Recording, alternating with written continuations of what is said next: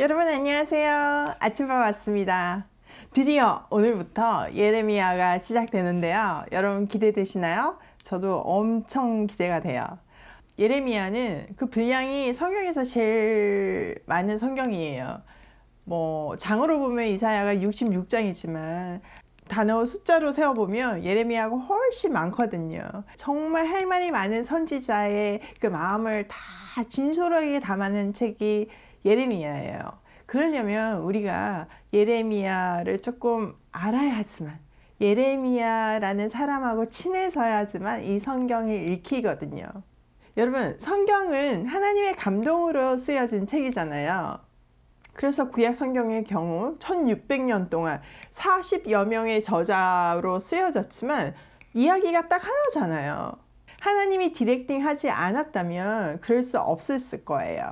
그렇기 때문에 성경은 하나님의 뜻을 사람의 인생을 통해서, 사람의 메시지를 통해서 쓰여졌다고 보면 됩니다.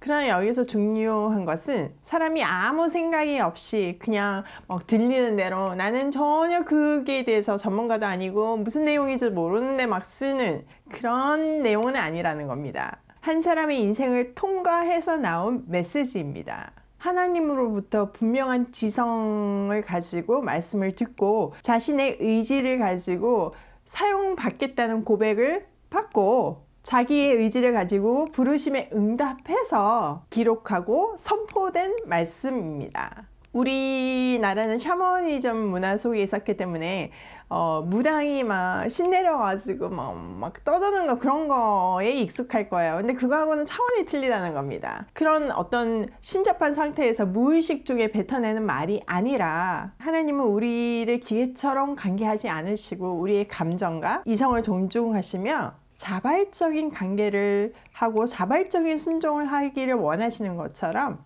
말씀도 그렇게 기록되었습니다. 가령 제가 새 아이 엄마이자 비즈니스 우먼이고 또 말씀 사역자이기 때문에 저한테서 나오는 메시지가 좀 틀립니다. 저한테서 나오는 메시지가 좀 다릅니다. 왜냐하면 치열한 전쟁터 같은 일터에서 나오는 생생한 현장감이 제 메시지 속에는 녹여 있습니다. 그럴 수밖에 없지요. 저를 통과해서 나온 메시지이기 때문에요. 똑같은 성경을 가르친다고 해도 메시지가 틀린 겁니다. 내용은 동일하지만 메시지는 틀린 겁니다. 성경의 저자들도 각각의 삶을 통해서 메시지가 보이고 선포됩니다. 평범한 우리 같은 사람도 죽지 않을 만큼 다루시는데 하물며 성경의 저자들은 어떤 삶을 살았겠어요, 여러분?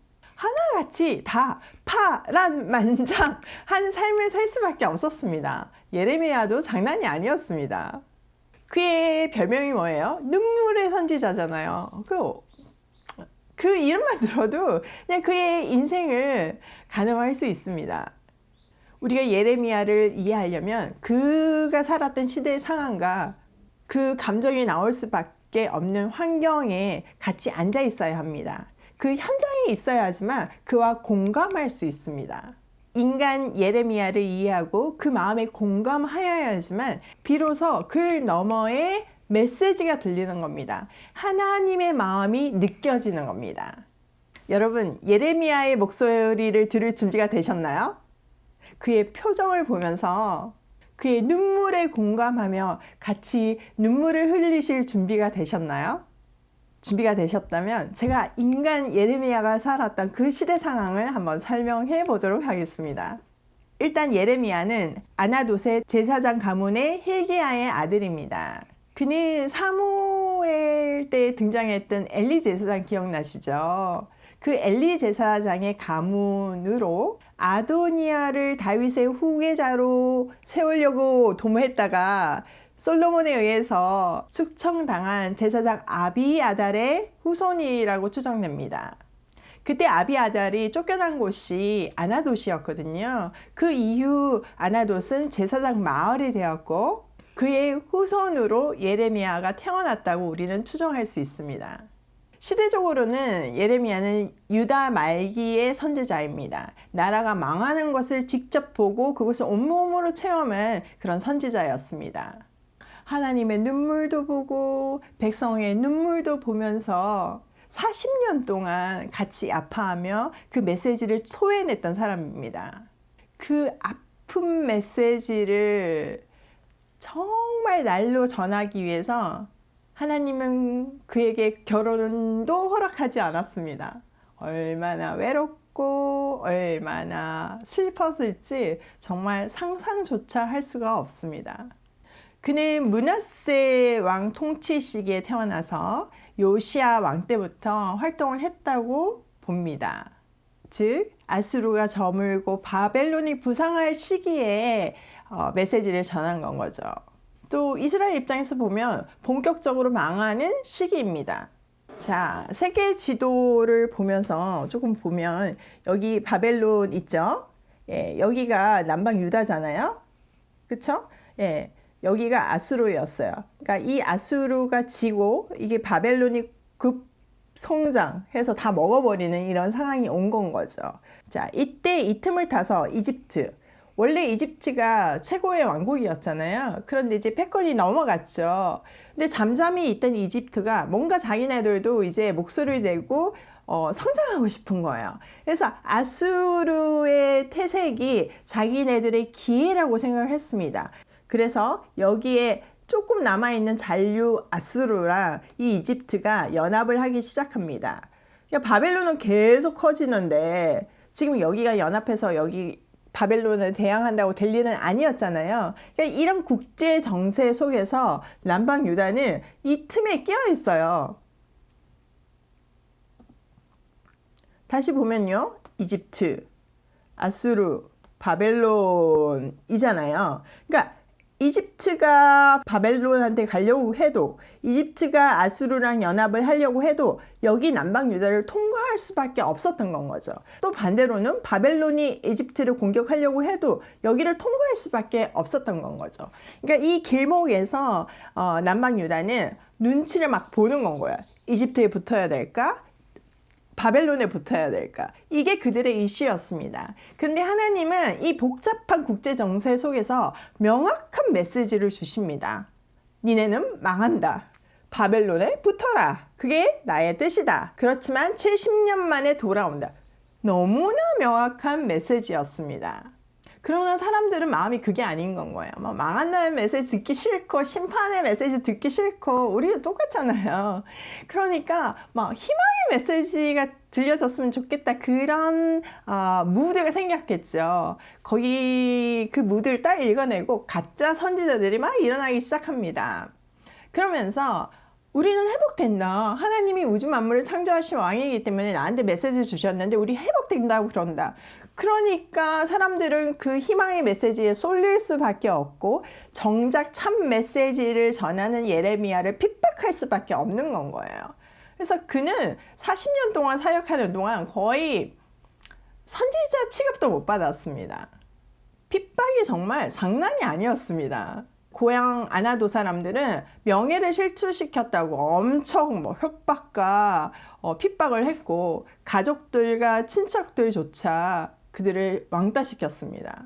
2번이나 암살 시도가 있었고요. 매도 맞고 반역죄를 선포도 받고 웅덩이에 갇히기도 하고 감옥에 갇히기도 하고 그 어떤 선지자보다 정신적인 육체적인 또 그 수모가 너무나 컸던 선지자입니다. 그의 인생만 봐도 눈물을 흘릴 수밖에 없는 그냥 눈물이 절로 나는 그런 인생을 살았습니다. 왜? 바른 메시지를 전하기 위해서. 아까 얘기한 것 같이 그 아픈 메시지를 절절히 전하려니까 결혼도 안 했잖아요. 그러다 보니까 위로받을 사람, 자기 편이 한 명도 없었던 거예요. 물론 이런 상황에서 아내도 장난하게 더 핍박했을 수도 있지만요. 그래서 예레미야서에서는 포장되지 않은 예레미야의 감정이 잘 담겨 있습니다. 하나님한테도 또 사람들한테도 할 말 못할 말 가리지 않고 그냥 감정을 그냥 직설적으로 쏟아내는 겁니다. 그 예로 20장 7절 한번 볼게요.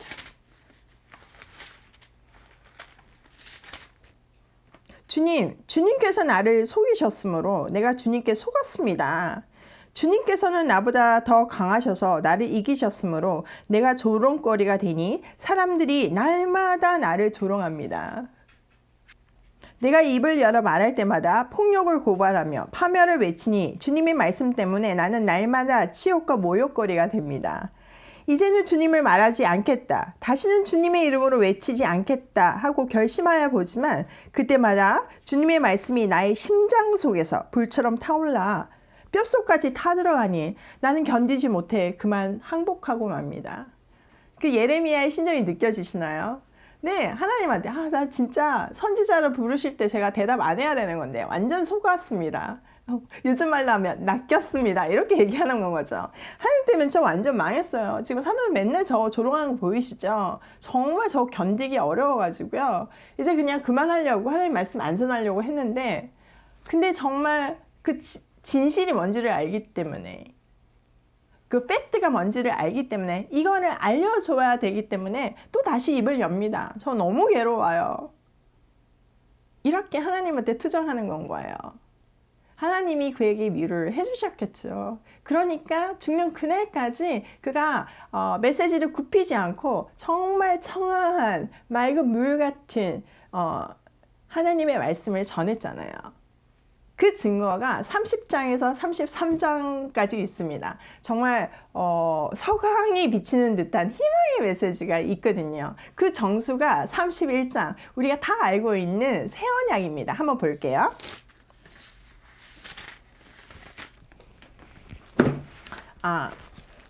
이거는 또 개역 개정이 조금 더 와닿아서 제가 31장부터는 개역 개정을 읽겠습니다. 여호와의 말씀이니라. 보라, 날이 이르느니 내가 이스라엘 집과 유다 집에 새 언약을 맺으리라. 이 언약은 내가 그들의 조상들의 손을 잡고 애굽 땅에서 인도하여 내던 날에 맺은 것과 같지 아니할 것은 내가 그들의 남편이 되었어도 그들이 내 언약을 깨뜨렸음이니라. 여호와의 말씀이니라. 그러나 그날 후에 내가 이스라엘 집과 맺은 언약은 이러하니 곧 내가 나의 법을 그들의 속에 두며 그들의 마음에 기록하여 나는 그들의 하나님이 되고 그들은 내 백성이 될 것이라. 여호와의 말씀이니라. 네, 그 깊은 고난 속에서 이 새 언약을 받아내고 돌판 시대가 지나고 이제 마음판 시대가 열린 건 거예요. 그는 세상적으로는 한없이 실패한 인생이었지만 하나님 관점에서는 완전히 성공한 인생을 살았습니다. 그는 40년 동안 한결같은 메시지를 전했지만 한 사람도 돌아오지 않았어요. 심지어는 선지자로 인정조차 하지 않았습니다. 그러나 그는 온전히 하나님께 붙들려서 하나님 말씀에 철저하게 순종하였고 순결하게 말씀을 선포하였습니다. 아프다고 외롭다고 괴롭다고 억울하다고 소리치는 한 인간 예레미야. 제발 지금이라도 돌아오라고 목이 터져라고 외쳐보지만 누구 하나 듣지도 않았습니다. 누구도 듣지 않는 그 공허한 메시지를 평생 외쳐야 했던 예레미야. 그는 바벨론이 마지막에 그의 생을 보장해 준다고 했건만 조국에 남아 있었습니다. 그나마 친애굽파에 의해서 애굽으로 끌려가기까지 했습니다. 그가 초대하는 깊은 말씀의 세계가 기대되지 않습니까? 우리 한번 같이 들어가 볼까요? 내일부터? 오늘도 말로 고백하기에는 너무너무 두렵고 무서운 말이지만 예레미야처럼 내 삶이 이 시대의 메시지가 되기를 소원하며 고고싱입니다. 내일 기대해 주세요.